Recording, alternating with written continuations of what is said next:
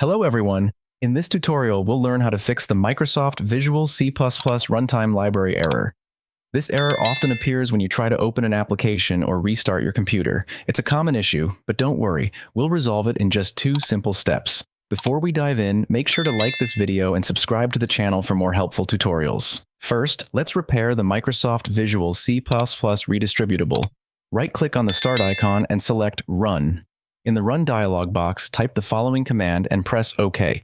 This will open the Programs and Features window. Look for the latest Microsoft Visual C++ Redistributable in the list of installed programs. Right-click on it and select Change. You'll see an option to repair.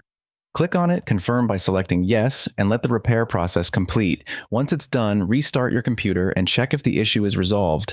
If you have more than one Microsoft Visual C++ here, you can do for all, but it work for which installed latest. If the error persists, you may need to reinstall the Microsoft Visual C++ Redistributable.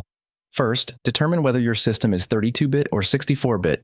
Then, download the appropriate version of the redistributable package from the official Microsoft website. I've included the download link in the description box for your convenience.